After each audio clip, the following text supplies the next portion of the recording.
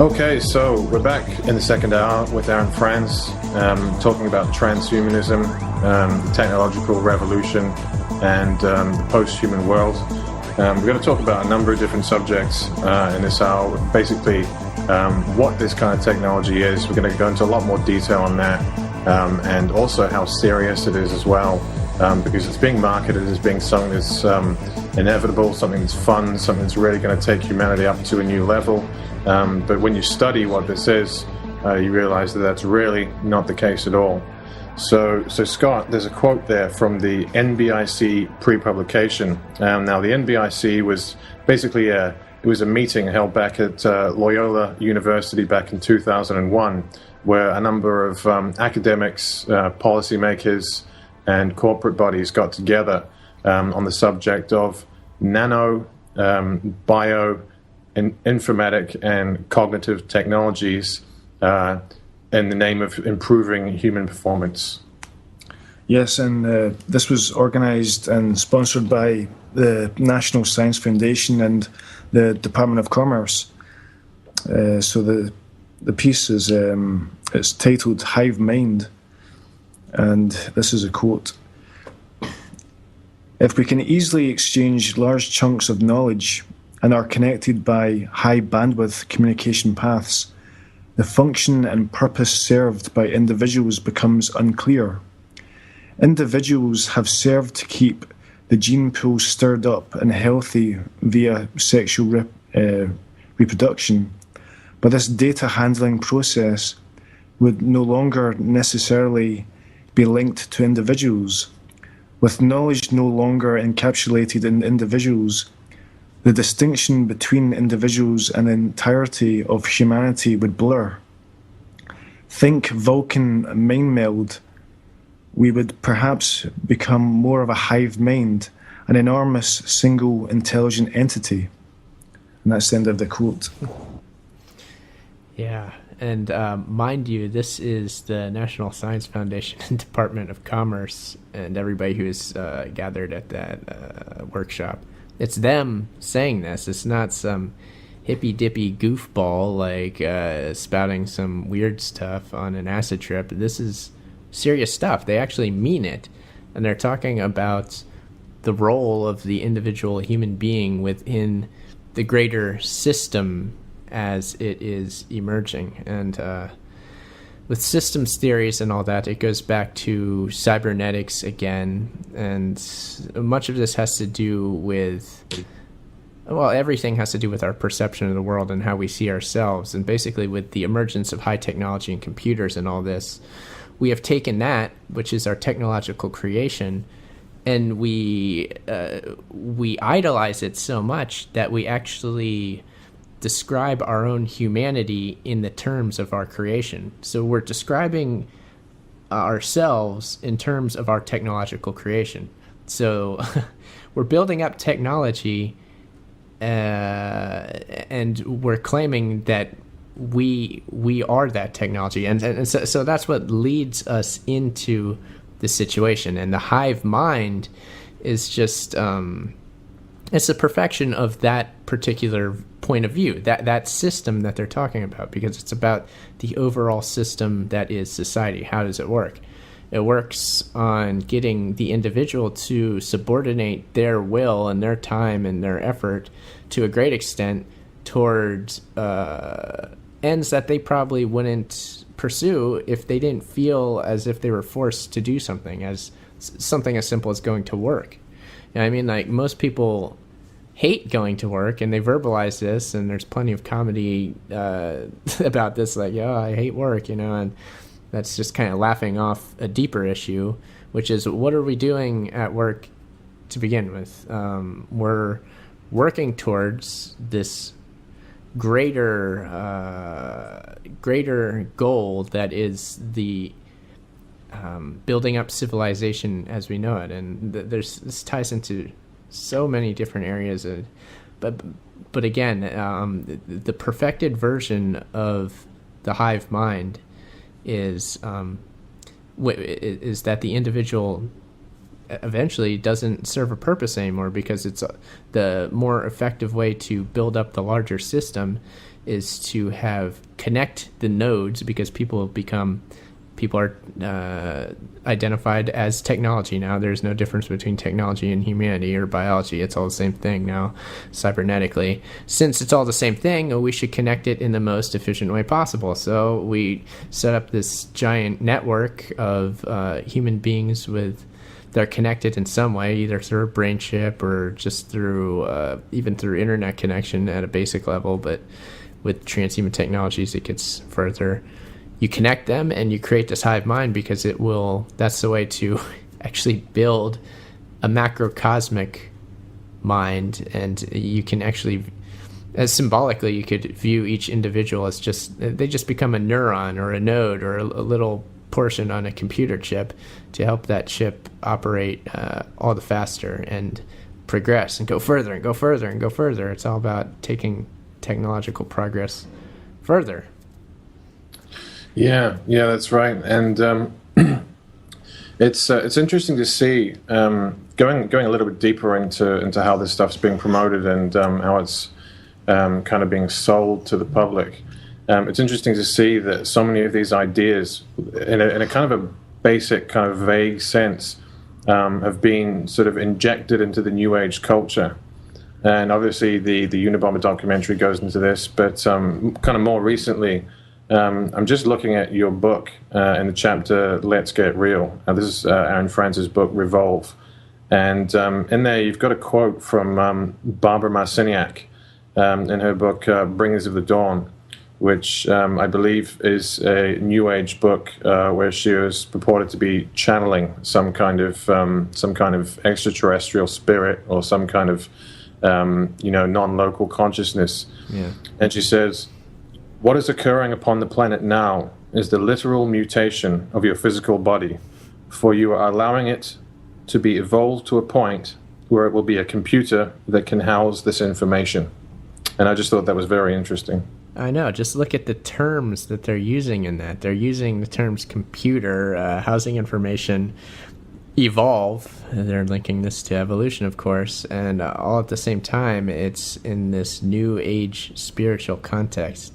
So it's the actual rising of technology again to this level of religion, a new religion, where we're spiritualizing machines, and whether or not they deserve that, that deserves to be questioned. But we see the connection between the transhumanist agenda and this new age so-called channeled material. And if we're not questioning what this channeled material is, what channels is it being broadcast from? That's what we need to ask. Where's it channeling down from? You know what I mean? Because a channel is just, it's like one little offshoot of a larger thing. So where's it being channeled from? It's not being channeled from some alien being in the Pleiadians or whatever. It's being channeled from high levels of government, likely, or the military, or because these pieces are, I'm convinced,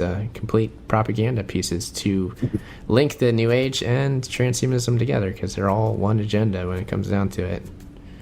That's right, and we see a lot of this stuff coming out in so many different areas, especially in the New Age, about global consciousness and global shift and collective consciousness and collective shift and all these sort of collective ideals where the individual's mind is just sort of transformed into a collective sense, and that ties directly into the NBIC quote that Scott read out before, because some of the most scary technology that they're talking about there is the neurochip or the brain chip, and that's actually a chip that can be implanted in the brain with all kinds of different possibilities. Yeah, absolutely. Yeah, the neurochip is a real thing, and this is what they're promoting. It's amazing. it's amazing to see this. Sorry to interrupt you. No, go ahead. In regards to the hive mind, I mean, this has all been promoted to us, and when you think of it, there's been no real sort of public debate about the direction we're going in. It's just sort of happening. And there's no debate about is it right to. I mean, they talk about perfecting society. I mean, there's no debate about is it going to help us or is it going to be destructive to us in any way, you know? No, yeah, there really is no debate. It's just a bunch of ideas rammed down our throat, and then eventually we come to accept them because we take them as inevitable. That's what this always is. So the issue becomes we have to remain critical and kind of force a debate and be like, hey, look, this is debatable whether or not you say it is, and we're going to continue to bring up these points, and we're going to continue pointing out the dots because we can see the many dots in this world, and we're connecting the dots, and we've drawn a picture, and we're going to take this picture into the public square and show everybody and like, hey, look what I found here. It's a nice little drawing. I'm not the one who made it. I just found it sitting in my attic. But it's an important thing for us to all look at because this is where we're going. And so we just got to keep pushing that debate and keep pushing reality out into the public domain. Yeah. And I think it's really important to talk about why specifically, and especially in relation to technology like the neurochip, why that needs to be debated and why that really needs to be brought out into the public domain for proper debate, and proper analysis, so people really actually know what this technology is. Because obviously, kids are being sort of saturated with all these movies about getting upgrades through like movies like The Matrix and being Iron Men, and having super abilities and basically being better than they were before. But I mean, when we look at the history of where this technology's come from, who's funding it, and the kind of philosophies that these people have got and what they really want for the world, I mean, it's far from it, isn't it? I mean, if someone was to actually get a brain chip installed or implanted rather, and thus would be connected to basically the internet, or what's coming in now is obviously the cloud. That's it, isn't it? Really, there's no turning back from that point. If you are willing to let your personal inner consciousness, your individuality, be connected out like that to all other information, then you will lose who you are, and there's no going back, is there? Yeah, that's it, because the fundamental issue is who is developing that chip that you put in there. And we get the proponents of these technologies giving us the valid excuses to take neurochips. Again, the valid excuse in this case being that we'll have control somehow over the chip, which is just the absolute most ridiculous thing, one of the most ridiculous things I ever heard. You did not develop that chip, and what the proponents are going to say is that it's going to be open source technology, and that's the way around it. We're going to do this open source, and it's going to be totally transparent. Everything's going to be transparent, and it's going to be okay because everybody's going to be a scientist too, and everybody will be able to work on their own chip, and they'll have control over their own chip in their mind. Well, I say no. That's not how this technology has come about. It's come about through decades of research that's been done through the military-industrial complex, through the university and military system. Long time in the making. What do we know of that? Do we have all the research papers on that? Are we experts in this field? Like, are we just pretending like we know what we're doing? Like, because that gives us some false sense of security, and it also makes us feel cool, like we're in control. Like, are we really in control of these things? I say no. That's right.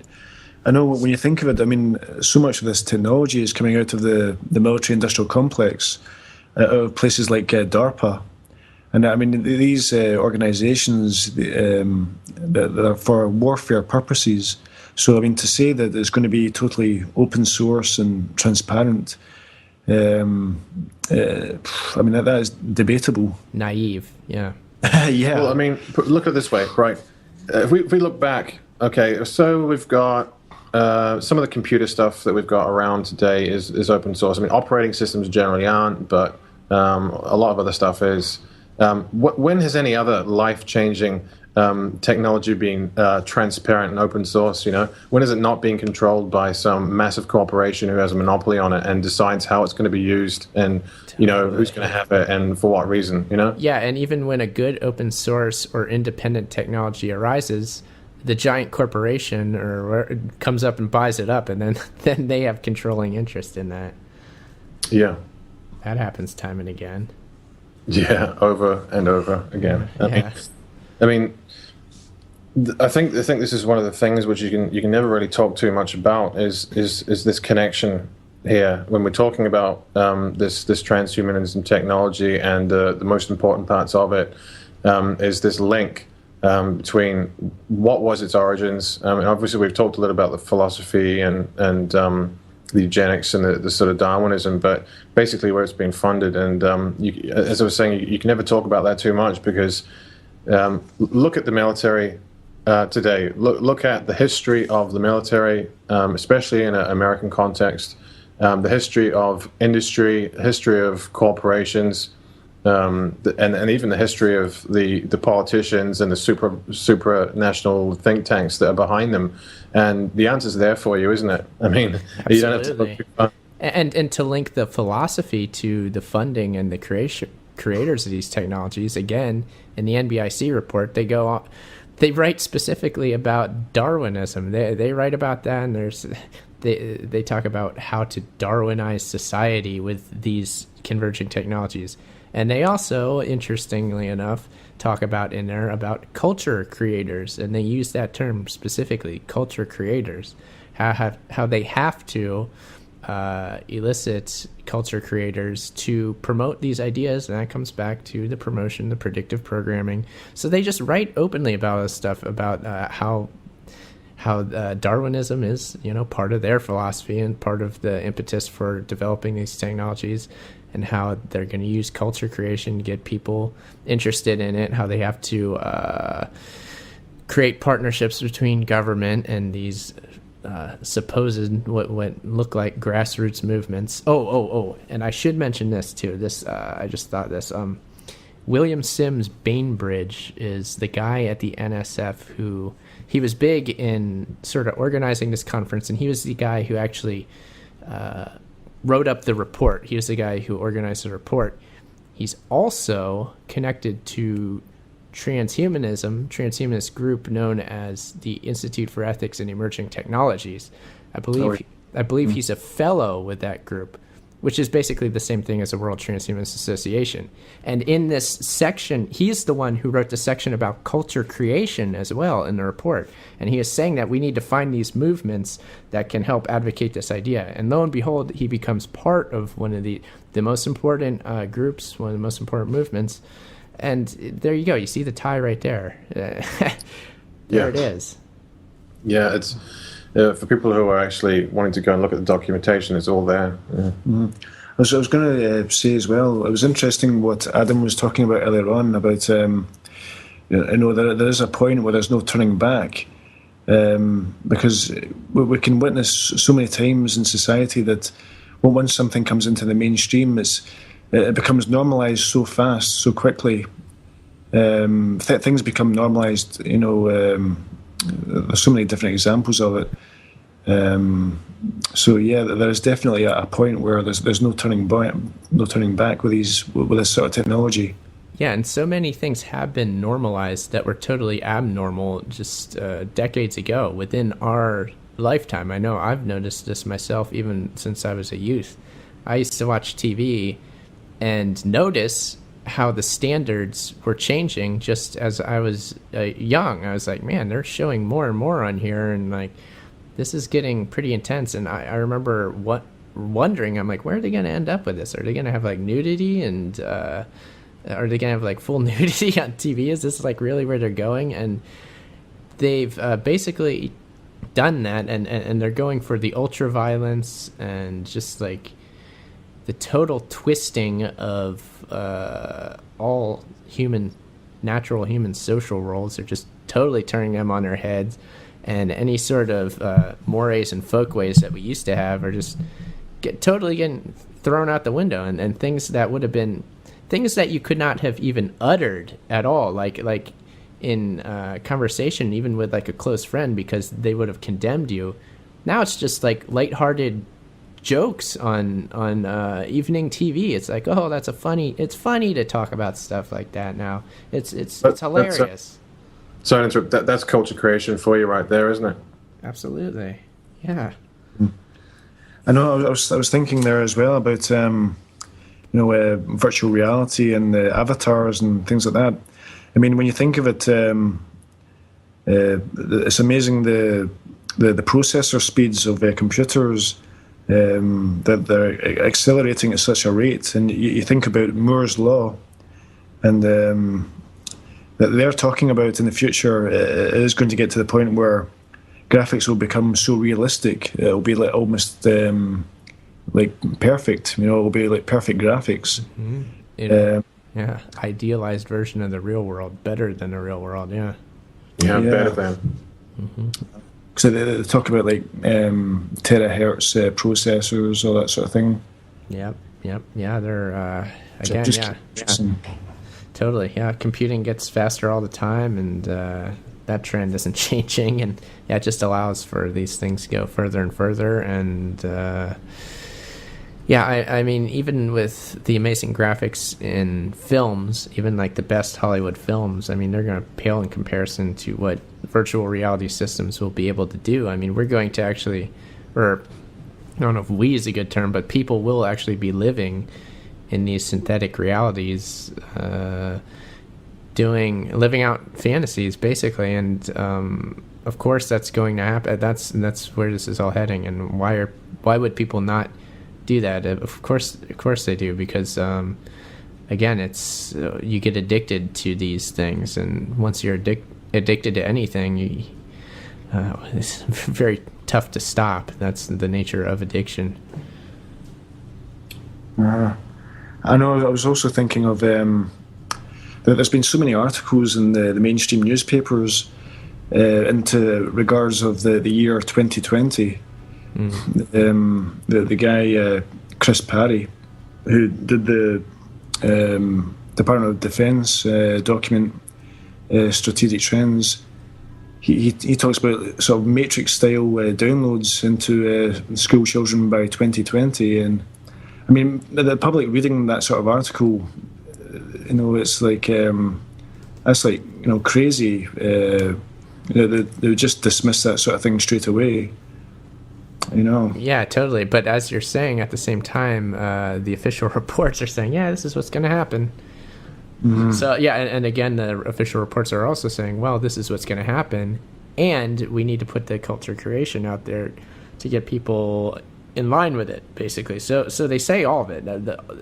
The entire agenda, as it were, is contained within these official pieces. And it's all there in writing for people to look at. So it's quite obvious. Yeah. I mean, they always put it in very diplomatic language, don't they? And it's always presented to you as being something it's either far off in the future, you don't need to worry about that, or it's in the past. Oh well, things have changed since then, So basically, don't worry about it just now. And so it kind of disarms the mind, it's from thinking it's anything serious. But then, of course, once that's done, they bring in their culture creators to promote this in just about every other area. So you just get adapted bit by bit by bit by bit, and the standards change. And before you know it, something they said that was happening, what was going to happen in 20 years, it's more like 5 or 6 years. Yeah. Yeah, or it's now. Yeah, totally. Yeah, it's now. Yeah. Or 10 years ago. Yeah. We're always looking to the future, like, oh yeah, that's what's going to happen. We are never looking at what we're actually doing. That's a big trick to all this too. Always confuse people and get them thinking about the past or the future, never about what they're actually doing, because then they might actually do something about it. Yeah. That's right.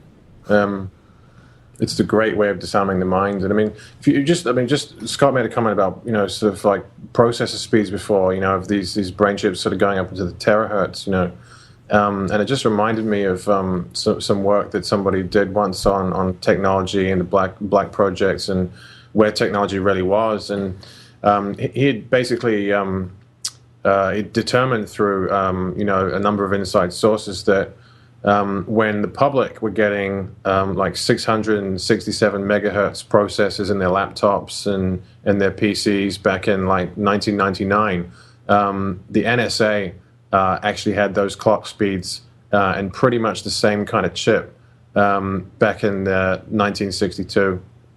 So it goes to show you just how far ahead they are. I mean, if they were that far ahead back then, you can only imagine how far ahead they are now.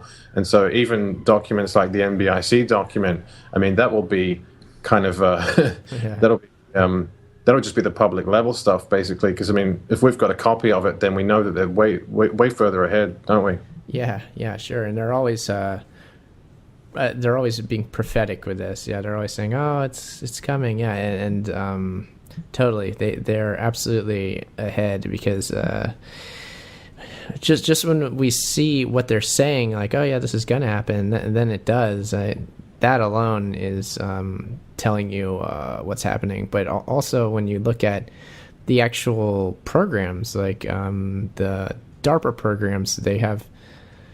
They've got so many going all at once, all these initiatives that different companies and universities can get grants on. And there's there's so many of these things, and they all sound like they're the exact same program. They've got these like quintillion speed computing programs and all this, and they're actively giving out research grants for these constantly, like so many companies working on it. And at the same time, DARPA is overseeing every single project that they give a grant out to, and they have they get to sort of collect all the work from all these different initiatives they have on the go at the same time and combine them. And there you go. That's how you converge the technology. That's kind of DARPA specifically is an organization that is sort of like this. It's the umbrella to all these groups. It takes all. It sets out the initiatives. It sets out what they want to do, and then it consolidates all of the research into one convenient locale, basically. So yeah, of course they're way ahead because they're the ones doing this. Yeah, they're far ahead. That's right. Yeah, I know. I mean, when did DARPA, part of the military-industrial complex, when did they suddenly become interested in helping the ill and the sick in the mainstream, the public? I mean, these things were specifically, structured for warfare purposes. Mm-hmm. Yeah, and the war. One of the big secrets is that the war is not on Afghanistan or Iraq or Libya or whatever. The war is on us. They're waging war on us. Yeah, the war's on you out there, Yeah, that's the real secret that most people will want to deny until the cows come home. Is it okay if I read out an article from the Telegraph newspaper? That'd be wonderful, yeah. This was from the Daily Telegraph, and it's titled, "Brain downloads will make lessons pointless. Children will learn by downloading information directly into their brains within 30 years, the head of Britain's top private schools organisation has predicted." This article came out in June 2008.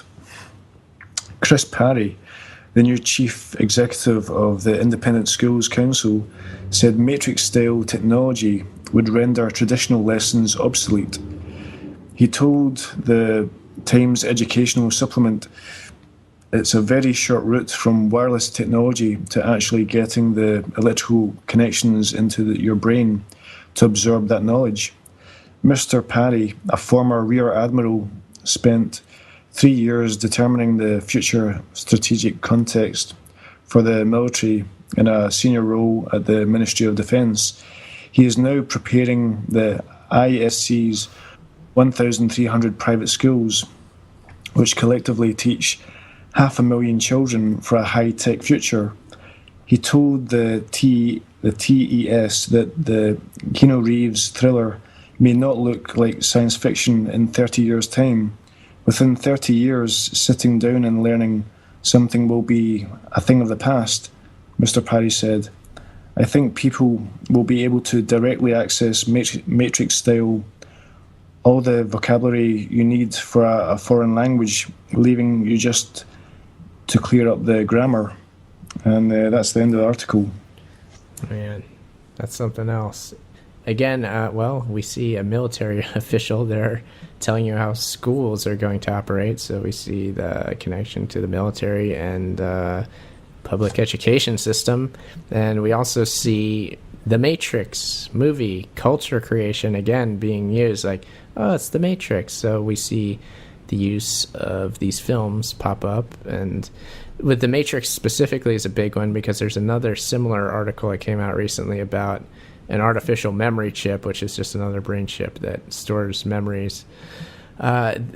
The title of the article was The Matrix Reality Artificial Memory Chip. So they use the Matrix reference again. So over and over, they use the same culture creation to further their agenda because that's what it's there for.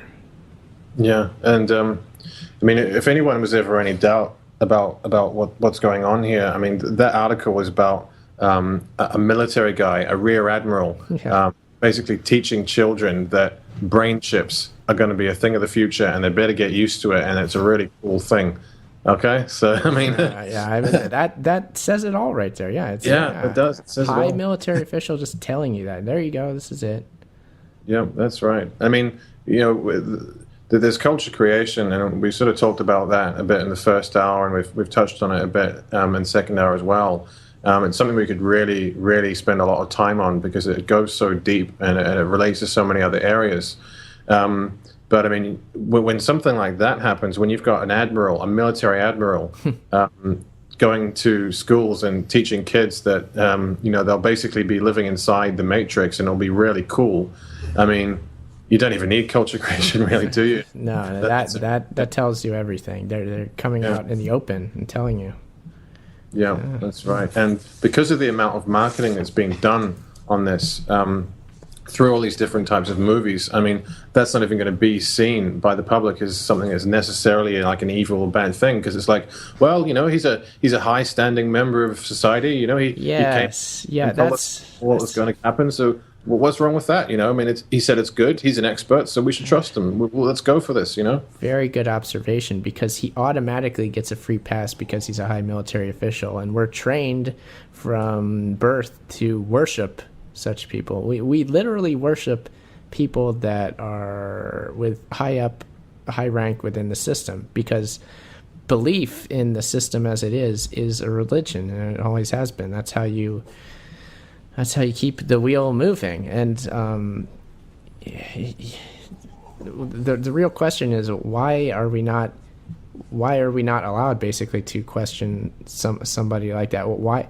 How does somebody get a free pass to basically be a god walking around on Earth, and everybody just loves them and looks up to them no matter what they say? Like, what kind of world are we living in? You know what I mean? Maybe we should be able to question anybody without fear of being chastised for it. Like, oh, you can't say that because he's a good person. Well, we've been trained to accept the authority figure, you know, and because this guy's a rear admiral, well, he's the expert, so he must know what he's talking about. There's actually another quote here, which Scott's going to read out along the same lines. Yeah, the same person, Chris Parry, who's a rear admiral. He was involved in doing the document. It was shown in the Guardian newspaper. But this is a quote from it's called the DCDC Global Strategic Trends Program, 2007 to 2036. And the DCDC is I think it's the Development Concepts and Doctrine Centre. That's right. Yeah. And they're like a sort of a think tank for the UK, but I think it also spans to NATO as well. But this is titled Broadcast to the Brain. It says, by 2035, an implantable information chip could be developed. I like the way they say could be. Yeah, could be. Could be developed and wired directly to the user's brain, Information and entertainment choices would be accessible through cognition. I can't even say that word. Cognition. Yeah, cognition. And might include synthetic sensory perception beamed direct to the user's senses. Wider related ICT developments might include the invention of synthetic telepathy, including mind-to-mind or telepathic dialogue. This type of development would have obvious military and security, as well as control, legal and ethical implications. End of quote. Yeah, so many issues there. Where do you even start on that one? That's everything.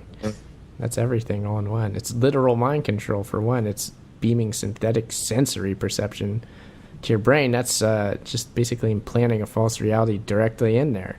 And once it's a false reality in there, I mean, what's the difference between that and the real one? You don't know anymore, and frankly, most people probably wouldn't care.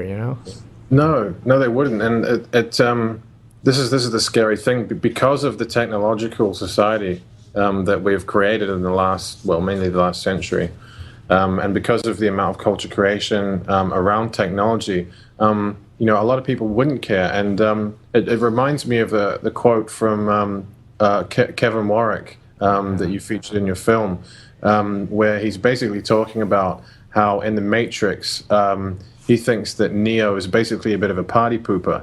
And he says that, hey, well, if I can have a machine tell my brain that I'm happy, that I'm satisfied, it can give me all these cool sensory experiences, and it can give me all the sensation and satiation I could ever want, then hey, why would anybody not want that? What's wrong with that? Yeah. And so it really goes to show this kind of this absolutely left brain scientific view of the world that's been promoted through all this technological propaganda and through these transhumanists, and a lot of that is obviously rubbed off into the public as it was designed to. So people will read quotes like that and go, well, okay, cool. I mean, I can probably have I can be a muscle man in virtual reality. I can have the chip tell me that that I'm, Superman, that I'm flying or what have you, and and kids are going to be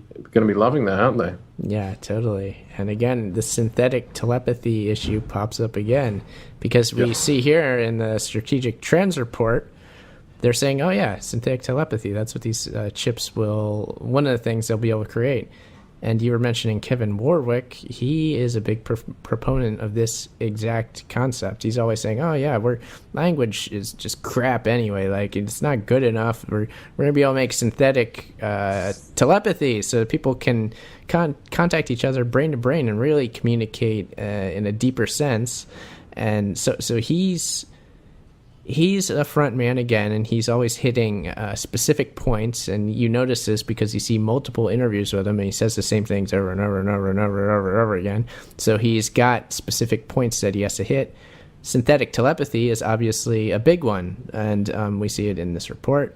And I've also done a piece on the Georgia Guidestones where they talk about the creation of the creators of the Georgia Guidestones knew about this too.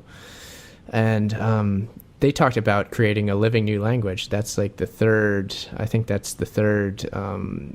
on the actual Guidestones. It says create a living new language. And in their book, or the guys who actually commissioned the monument, they wrote a letter basically saying why they did it. That's quite a letter. But they mentioned that academics and scientists should develop a living new language that will connect humans and machines. They say that specifically. So we see this synthetic telepathy idea pop up and all over the place. And again, connect the dots, because it's all the same thing. All these different areas, they're all connected. It's all the same project. Yeah, and also when you're talking about that, it also makes me think about where does privacy come into this as well? Because when you're talking about telepathy, and we know we're moving into a surveillance sort of society as well, so it seems to be all sort of blurring together. Where does it stop? Yeah, totally. It's not just now. It's not the data mining of your activity online, and from that trying to extrapolate what somebody was thinking, what they're doing, a psychological profile, because that's what's happening right now. It's going further and actually taking the raw data directly from your mind with a chip that's embedded in your mind, getting the raw data and having that on hand. We're like, oh, now we really understand our motives and motivations and understand everything. And again, it's in the name of safety and security for looking for those dangerous types of individuals and deviant thoughts. And that's another way it'll be sold in safety. But yeah, privacy out the window. That's well known. That sort of ties into pre-crime as well. Yep. Yes, it does. Yeah. Yeah. I mean, that's a whole hour's topic in itself. Yeah, pre-crime. Yeah, definitely. Yeah, that's definitely the direction we're going is in law enforcement taking on a whole different role. It totally changing what law enforcement actually is. Sort of getting it to be. Well, again, it's the 1984 idea of the thought police, where you can't even think of something wrong, otherwise you will be punished. And when you get people who are afraid to think in a certain way, then the effect on behavior is profound. And you get people basically turning schizophrenic because they're trying to control their own thoughts so that they don't have bad negative thoughts. And George Orwell's fiction is becoming reality, as we can see, because he always knew that that's the direction that the establishment was going. They actually wanted that to happen. Yeah. Mm-hmm. If you can elicit some kind of negative emotion or some kind of pain to do, or something uncomfortable to do with certain types of thoughts, then the individuals actually start to self-censor those. And they, as you say, I mean, schizophrenia is obviously a big part of that, but they just won't think them anymore. You know, those thoughts will be basically eliminated through that process, and that's the whole idea. I mean, I think Dr. Jose Delgado actually made a statement about this, how they would basically implant electrodes under the scalp of children at a very early age. Now, this is ideally speaking, of course, and it's probably something that's going to happen as well, but they would implant these electrodes under the scalp of children at a very early age, and these electrodes will be connected to the brain, and through their neuroscience, they would be able to understand what what specific thoughts could be eliminated through the delivery of a small shock to the brain whenever the child basically thought that. So there would actually be implanting technology into children that would prevent them from thinking certain thoughts, because basically if they're growing up with something attached to their head which gives them a small electric shock, and it may even be on a subconscious level, but it's enough to give them some kind of discomfort, then their cognitive patterns are literally being designed from the ground up, so they never actually have the chance to develop their minds. They're being it's kind of like being whipped from a really young age into behaving the right way, but through this through these brain chips, you know. Yeah, and that's a really scary thing. It's really, really dark, you know. Very dark. It's the perfect evolution of the twisted education system we have now, where the ideal they talk about is instantly downloading information. Like, well, what does that even mean to begin with? Like, you're just throwing a bunch of data into the mind. It's totally negating the idea of critically analyzing that data. It's just the consumption of massive amounts of data. Like, that is the ideal. Like, the more we put in there, the more smarter we are, you know. That's and that's really idiotic when it comes down to it. That's not what intelligence is. It's not just like throwing a bunch of so-called facts up and like, oh, I have more facts stored on my internal hard drive than you do. It becomes like a stupid contest of like numbers. It becomes a numbers game, and this ties into the effect that technology has had on us and how we view ourselves, again, cybernetically. as technology. We're like, oh yeah, we have to be bigger, we have to be more, we just have to throw more in there. It's not about, oh, we have to understand what we are. We have to understand the world that we live in, like in a deep, rich, profound kind of way. That, and again, it's about interconnectivity and how things link together. It's not about that. It's just about acquiring acquiring. It's just about becoming bigger and bigger and bigger. And when in reality, that's a flawed model to begin with. Mm-hmm. I was thinking there of an article that I saw in the mainstream newspaper. I can't remember what newspaper it was, but it was talking about using electrodes in the brain to do deep electrical stimulation, where you could alter the chemicals in the brain, and you could make it could be used in depression to help someone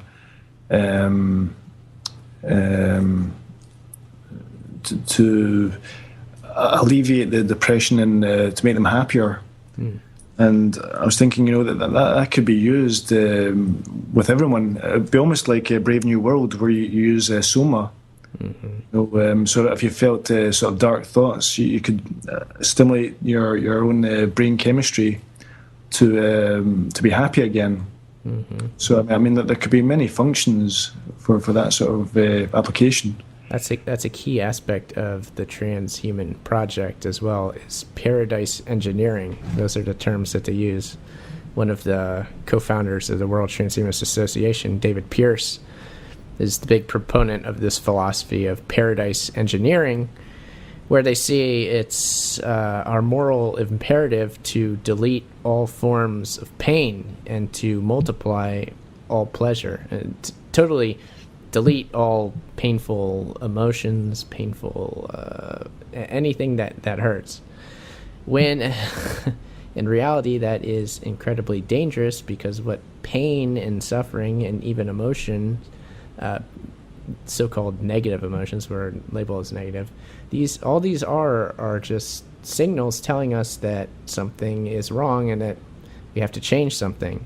So by effectively blocking out these signals that are telling us, oh, look, we have a problem here, maybe you should go about changing it, the transhumanist idea is to just block out that feed, basically, so that we can no longer understand that something wrong may even be happening to begin with. We're totally we're happy and we're content with everything, and that's just empty, vacuous pleasure is the ideal. Like, and how could you be against that? It's good. Like, it's just so ridiculous. They actually heavily promote these ideas, and they write pieces on Brave New World saying like, oh well, most people who talk about Brave New World got it all wrong. Like, this is what we think, and the deletion of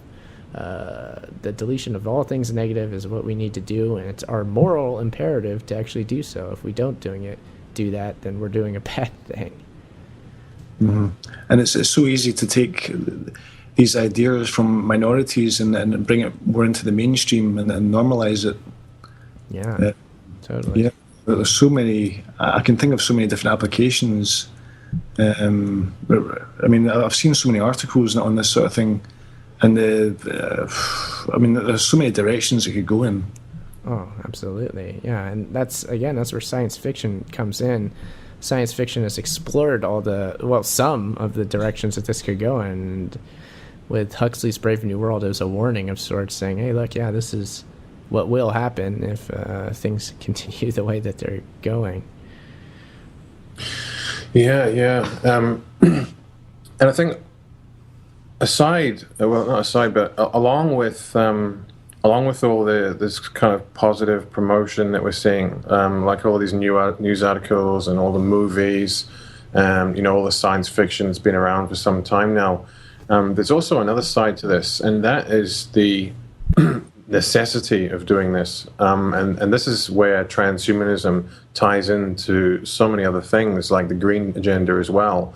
Now, a perfect example of this is how kids are now being raised in line with the global warming narrative and the whole carbon neutral thing, to believe that basically they are, well, humanity is a virus on the planet, a cancer, and we must all be carbon neutral, and basically our very existence is a problem, and so when you tie that into the whole carbon neutral thing, and you look at how kids are being told that, basically if they're switching a light on for more than 30 seconds, they're killing a polar bear in Antarctica. The whole idea of getting technology implanted into the brain and into other areas of the body so that it's powered from your own body, that's being promoted as something that's actually necessary. So people are being led to believe that not only is this a positive thing, but it's actually completely necessary. And there's an article here from the Mail Online, which I'm just going to read out. The title is "We've Got You Under Your Skin," battery-free surveillance device that can be implanted under the flesh. So it says, a new generation of battery-free surveillance devices which can be implanted under the skin and transmit over huge distances via wireless have been developed by scientists. Researchers who are working on nanomachines that could be injected into the arms of patients and then report back to doctors who are monitoring them from miles away. So there's also a medical tie in there as well. They would be powered by the motion of a person walking or even the pulse of a blood vessel. So it would never stop working until the person died. And of course, that's eco-friendly. So that's just an example of a device that's being promoted as the new normal. Obviously, there's plenty of justifications and things like that for security and keeping control of those damn terrorists and whatnot. So it's not going to endure. I'll be right back. On, sorry. Okay, so we're back after a minor technical hiccup, and we were just talking about how certain technologies are being promoted in the mainstream media and news articles, how they're being justified. And I was in the middle of reading an article in the Daily Mail. Now, I'm just going to continue reading this because it says that this type of technology could also be used in CCTV cameras attached to small flying craft, which use their own motion to power themselves. Such devices could be used by hospitals to locate patients or perhaps check if they are following their treatment plan. So again, it's focusing on vulnerable people, and how can we argue with that? But they will also be of interest to the military and the criminal justice system, which is constantly on the lookout for new ways to spy on criminals. Keyword being spy. The advancements were reported in the journal Nanoletters by Zhonglin Wang of Georgia Tech University in the US. He said, it is entirely possible to drive the devices by scavenging energy from sources in the environment, such as gentle airflow, vibration, sonic wave, solar, chemical, and or thermal energy, he said. So again, this ties into the whole green agenda, where people are being trained that to think that we can't be using any power. We've got to have devices that run off ourselves, that run off our own bodies. We are the battery. We can't be burning things. We can't be using resources. So it's not just being marketed as a positive thing. It's being marketed as something that's absolutely necessary, isn't it? Yeah, it's an amazing connection right there, because you get these little piezoelectric devices that we're powering and that are spying on us. And in a way, you get to justify the spying through simply labeling it as a green technology and a solution. Like, oh, look, we can make these things that are powered off our own bodies. Like, that means that we could get energy in other ways for other technologies. So that's one way you kind of like offset and throw off your critical analysis of this story just by calling it green from the get-go. But at the same time, this is fundamentally about placing devices in our bodies that monitor us. And the health tie-in is huge there, because in a world where we do have these sort of devices monitoring our critical systems at all times, again, the health industry itself becomes part of that larger system that offers safety and security, because you need these things embedded in you to be safe. Because like if you don't have your critical systems being monitored all the time, we'll go, oh no, you could have a heart attack, who knows what'll happen, like some sort of health disaster could happen, and you'd be left helpless because nobody'd be monitoring you. So again, ties in the health system with the whole security state, with monitoring everything everybody does, with the green agenda, with transhumanism. It's, again, we see the connections between everything. Yeah, it really is incredible when you look at how many of these different agendas are all feeding into the same place. So they're all basically heading in the same direction. And something that has come up with me when I'm looking at how this stuff's being popularized to the public. And you've got so many different demographics in the public. You've got people who are into certain interests and certain sort of causes, certain groups, and certain sort of political ideologies and those kinds of things. And transhumanism is always marketed to them in the right way for them. You know, it always appeals to the right demographics in the right way. And I think the Zeitgeist movement and the Venus Project are a classic example of this, because although they don't allude to transhumanism directly in their public work, for the most part anyway, you know, not in their films and things like that, if you listen to what Jacques Fresco and Peter Joseph are actually saying, then they are actually talking about transhumanism. You know, they're talking about the need for man and machine to merge, to first of all get rid of all these useless, troublesome emotions, and second of all to save the environment. And people who are familiar with the Venus Project and the work of the Zeitgeist movement will know that their sort of fundamental premise is that the world needs to be centralized into a planetary regime that is run on basically an AI supercomputer. It would be a resource-based economy where you've got some kind of AI that is deciding what needs to be done, you know, water over here, food over there, you know, upgrades and maintenance over here. So there's a huge amount of these kinds of ideas that are permeating what is becoming a really popular kind of alternative culture. But when you actually look at where they're going and the kind of things that they're saying, and most especially the kind of philosophies that they're continuing on, it's really not an alternative agenda at all, is it? Yeah, well, there you have it. It's the promotion of the establishment's agenda through the convenient label of anti-establishment. It's saying that it's the tapping into youthful rebellion, which is constant, just a fact of human life. Youths rebel and they start questioning things.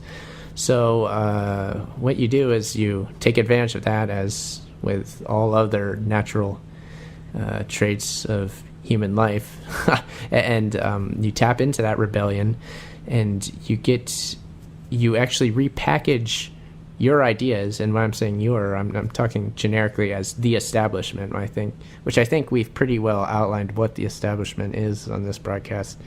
The establishment's agendas, you need to package them in a way that actually appears to be anti-establishment. And yeah, if we're looking at this idea of a centralized system, for goodness sake, run by an artificial intelligence machine, and this is the ideal to shoot for, it's the actual promotion of a scientific technocracy, again, through countercultural channels. And specifically with this Zeitgeist movement, I've noticed the theme of, they use the same meme of humans are terrible and we're just going to destroy ourselves anyway. If we don't do this, we need this intelligent system to do it for us. Like, they play on that meme, which is one of the most critical memes that ties to transhumanism, that makes the transhumanism agenda, that how it's sold. The meme being that humans are inherently flawed, they're evil, they're going to destroy the planet, they're terrible, they're therefore we need to remake humanity or completely replace humanity with something better. And well, there it is. There's artificial intelligence would be the replacement, or a transhumanized post-human creation would be the improvement over that horrible humanity. So this is a self-destructive ideology that is being broadcast, as you say, to many different demographics. It's not just the anti-establishment, countercultural, youthful rebellion demographic. It's every single demographic you could think of. You know, you got Wired magazine, you've got Forbes magazine for like the 50-year-old businessman. You've got all these different channels for different demographics saying the same PR stories again, to bring it back to the PR stories or carbon copies. Same ideas, same memes pumped out in these different demographics, and that's how the agenda rolls on. Yeah. And you can see that through the promotion of these ideas into so many different demographics in so many different ways, ensures that the culture that they're creating, it's just like, it's a saturated culture. It's absolutely, it's wall to wall. You know, that when they're promoting these ideas through so many different areas, there can be no escape from it, because it's promoted as normal, and it becomes the new norm in every area of life. So there's nowhere to run, you know? Totally. And at the same time, we're all thinking in our silly little cliquey mentalities, because that's what they've got us locked into.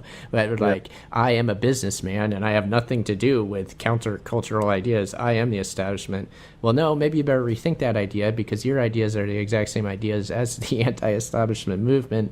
And likewise, you could take that same argument in reverse. See, we're thinking so generically, and we're actually divided to a great extent and united at the same time. So we get this false sense of division, as if, oh yeah, I'm my viewpoint is right on the world, and I'm so much smart. We all think we're so smart. We all think we know everything, and like our stupid little opinions are like the epitome of truth. When in reality, our opinions are sold to us through public relations propaganda. Read Edward Bernays. He goes on and on about this, and so that's the reality. Our opinions are given to us, and they all line up perfectly. Supposed contradicting views are actually the exact same views, and they all lead to the same agenda. And it behooves every single one of us to ego check ourselves and be like, no, wait a minute, maybe my little opinion about the world is not completely correct. Maybe I don't know everything like I've been told and convinced myself that I do. Maybe I should stop being a control freak in my little corner of the world and think that it's ridiculous. We've all become control freak maniacs, and at the same time we don't even know what we're doing. We're out of control, and we need to just stop and be like, okay, time to be sensible, time to actually reflect on ourselves, tear ourselves apart and be like, okay, you know, I was wrong about something. If we can do that. Observe without the ego. It's just one more thing on what you were saying about how, you know, everyone thinks that they've really got you know, sort of these original ideas about things, and you know, it's superior to all others. It's interesting because you can even see that in the kind of ideas that the Zeitgeist Movement and Venus Project are promoting, because you know, these guys are talking about, I mean, not public, not so much in their films, but in their kind of private lectures, they talk about how the family unit is basically, it's outmoded. It's no longer needed. How children are a pain in the ass, as I quote Fresco, you know. Yeah. And he talks about how individuality is basically a corrosive force that needs to be, you know, stripped out of society. You know, so you look at these kind of ideas, and this is the exact same thing as Huxley was talking about in Brave New World. You know, mm-hmm. So these people have grown up with the kind of literature, not even knowing what it really was, and having taken on those ideas themselves when they've basically just been indoctrinated from the people before them. You know, and now they're passing it down to us. So. Yeah. Self-destruction. That's what it is. That's what all this is. We're being convinced that we need to destroy ourselves. And if you think that's a good idea, go down that road. I happen to not think it's good, and I think that we should start asking questions of these wonderful leaders that pop up here and there in the world. Maybe we should start questioning them and That'd be a good goal. Yeah, but I mean, tying in with destruction and with self-destruction, there's kind of a much bigger thing going on here, isn't there? There's something much bigger and much more arcane and kind of esoteric that we're all being drawn into. And you've gone into this in your book, Revolve, in quite a lot of detail. And it's something I'd like to talk about because it's really important to be able to take this step back from all the details and kind of zoom out a little bit and look at the overall process that's coming to fruition here. And it's basically an alchemical thing, isn't it? Where if you look at what's happening in the world in so many areas with politics, with geopolitics, with economics and finance, with media, with technology, with so many different areas, everything's kind of being pushed into this revolutionary state where it's kind of like this Armageddon end times programming where everything is just being pushed to its absolute limits so that it can crumble, and then the new world can be born out of that. This new collective hive mind, with a technological man, man is machine, and that's an alchemical process, isn't it? Yes. Again, self-destruction, as we were saying, and it indeed is an alchemical process. This is something that mystifies many people when you say it, because that's the nature of alchemy. It is mysticism. It's the actual practical application of the ancient mystic tradition. That's all that alchemy really is. I mean, so many people like to pretend like it's this purely spiritual enlightenment thing for bettering yourself, which at one level that's exactly what it is, but at another level we're talking about the macrocosmic building of a utopian civilization in one sense. That's one of the goals, but in another sense it's always been about apotheosis, man's rise to godhood. And that's what my book Revolve, Man's Scientific Rise to Godhood is about. Fundamentally is about this process that we are living through, that we are contributing to unconsciously for the most part, but now some of us are becoming consciously aware of what's happening, of our own place in what they call the initiates of the ancient mysteries, their great work. They call it the great work. And like I was saying, most of us are unconscious that when we go to work every day, we're actually doing our little contribution to the great work. And when we're not conscious of what we've actually been building up to, if it's an unconscious process on our part, once the lead of alchemy is turned into gold, it will be a perfected version of... It'll be the perfect version of the process itself. And the process, this is again kind of convoluted, but what I'm meaning to say is that our unconsciousness will become a perfected unconsciousness. And this is the enslavement of the transhumanist agenda that could very likely happen if we do alchemically perfect ourselves being unconscious slaves, if that's indeed what we are. I'm not saying that that's what we have to be or that's what we are. That's what we could be if we never take a moment's time to think about what it is that we're doing.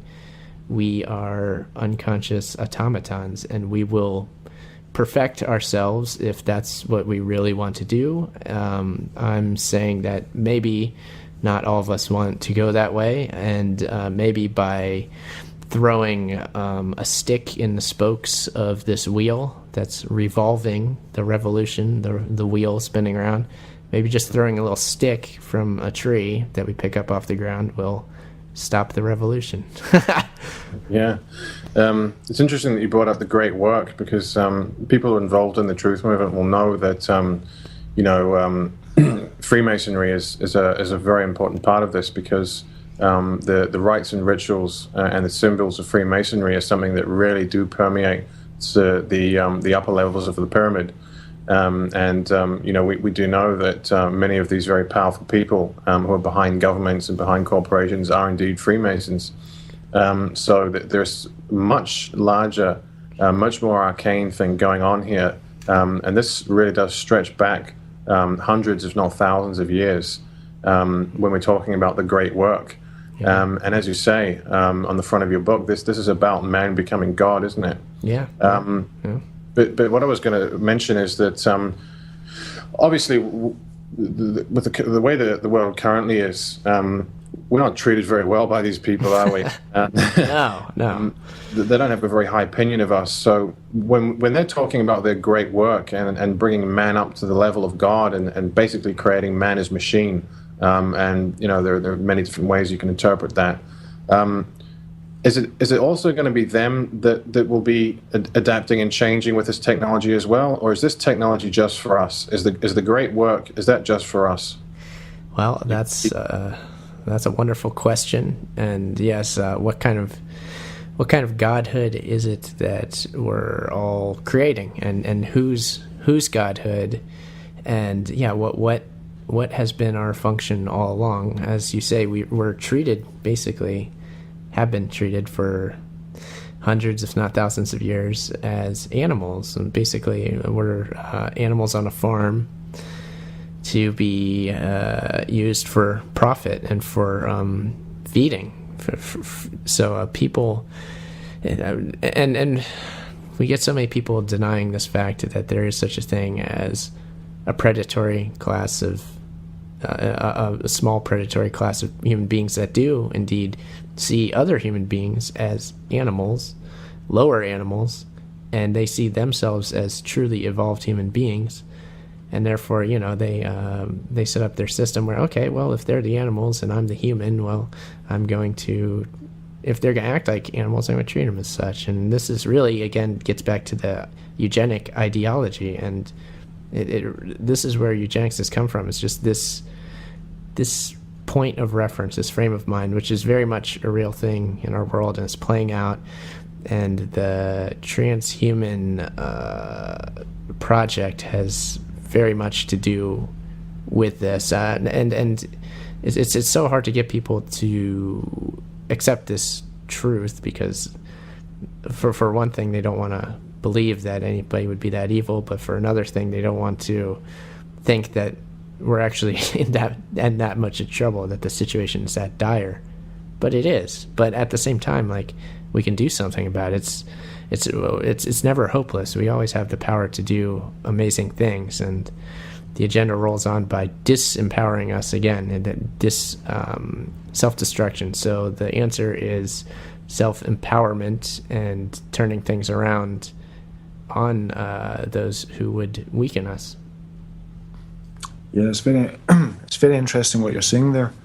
It makes me think of that book by Charles Galton Darwin, the Next Million Years. In the book, he talks about how the establishment at the top have to maintain their own self-preservation and their own survival mechanisms, because they will be the people that are going to steer the ship or steer planet Earth. And so the public at the bottom don't really need their survival mechanisms, because they'll be well managed at the bottom level. Mm-hmm. And they willingly give up their survival mechanisms in the name of convenience anyway, so that it works on so many levels. Like, they actually feel like they have the permission to do this because we willingly give up so much of our own powers that's apparent proof that we don't we're accepting our place as just a lower animal and a disempowered creature, and that's where we belong. So it's a really sick relationship that should not go on, and we need what we need is a macrocosmic version of a relationship therapy here. Mm-hmm. Yeah, and that's why it's so interesting to talk about the differences between individuality and the collective.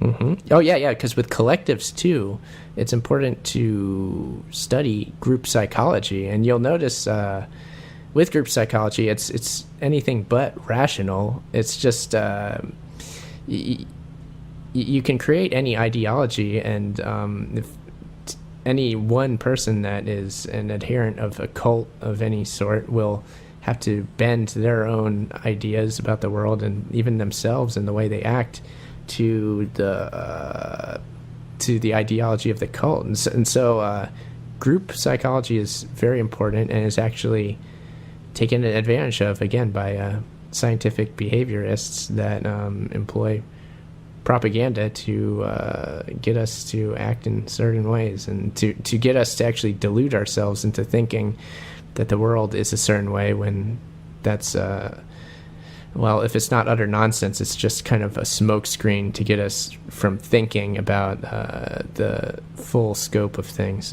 so that we're not thinking deep, just a bunch of smokescreens. Yeah, that's right. And I mean, it really does beg the question: what kind of information and do people really need to be confronted with before they'll really get a reasonable idea of what this great plan is, or this great work is? Because I mean, their whole idea is basically a globe full of people. Obviously, the population would be vastly reduced, and a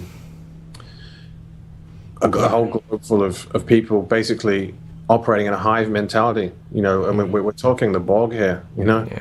Each person would be assigned duties and maintenance and roles, and it would be like Brave New World. You'd have alphas and betas and gammas and epsilons, and I mean, this is their great work. This is what they have in mind. I mean, these guys aren't messing around. And so it's sort of it's interesting, and when you think about what needs to be done to kind of communicate this very real reality to people, so that they are able to kind of cut through all the different ideologies that they've been given. Because I mean, the science fiction's out there. I mean, the books are out there, the movies are out there, but it's always delivered in a right brain way, and people can just kind of dismiss it as being, that's just science fiction, and so it's kind of a difficult thing, isn't it? Yeah, because there really is a higher context here that scares everybody to death, and that reality is that we really don't know everything, and that we are there is a very real hidden aspect to everything in our life, and we're not really willing to give up the false sense of security that's given to us by so many false gods in this world, government, religions, or whoever, an individual giving us an ideology. That's all false senses of security. We're not confident enough, unfortunately, at this point in time, to say, hey, you know what, these authorities are no such authority, and they're actually getting, the whole goal here is getting me disempowered so that I don't actually think twice about what it is I'm doing, and that there's actually a higher aspect to my existence, and this is what sort of, in a way, it transcends the information that we have to relay to people, because I mean, we're doing a good thing by putting out the real hard evidence of what we're talking about, but in a way, like, people don't want to listen to it because they can just dismiss it. What it takes is an individual person, like, realizing, like, it goes beyond information itself. It's like an individual choice, and it comes down to the existence of free will, which is an interesting topic. We've all been convinced that free will is, it's debatable and there's no such thing, really. You could say that there is or there isn't. Well, when it comes down to it, is, are people ready and prepared to accept the responsibility of free will and everything that comes with that? And if they are, then we can really do things. But again, that's an individual choice, and the destruction of the individual is well underway with this technological nightmare that's being built. But it fundamentally comes down to free will as our ultimate gift that we need to stand up in defending. And we each have our own. We have to do that all on our own, unfortunately. So you can't really make anybody do it. Yeah, that's right. Because there's so much going around that's to do with collectivism in some way or another. It's all about the we, the us, and the our. And we need to do this, and they need to do that, and we need to group together, and need to get more people, and we need to, join parties, and we need to wave flags and hold signs up, and this is just getting. I mean, I'm not trying to take away the power of some of these things, but this is basically getting people more into groupthink and taking them away from their own individual core, and people finding their own individual core and really kind of cutting through all the different ideologies and ideas and cultures that have been thrown at them to buy. That is the only real solution to this, isn't it? Because only a true individual who really knows themselves is going to be someone who's going to be immune to the kind of propaganda and the kind of sort of this Orwellian trickery that they use to sucker people into the various agendas. Yeah, it's a tough thing to do that, but it's a worthwhile thing to do at the same time. Yeah. So we've talked for an hour and a half now. We've covered a lot of subjects. I think it might be about time to round things up. Now, for people who are interested in hearing more, Aaron does a lot of work on this kind of thing. Obviously, he has the film Age of Transitions. He has the book Revolve, and he's done a number of podcasts which are available on his website, theageoftransitions.com. And I believe you're also doing a series at the moment on the symbolic sort of meaning of all this and the kind of stuff we've just been talking about recently, Aaron. Yeah, that's right. I'm doing a series of podcasts specifically about the ancient mysteries and how the symbolism of the mysteries is actually...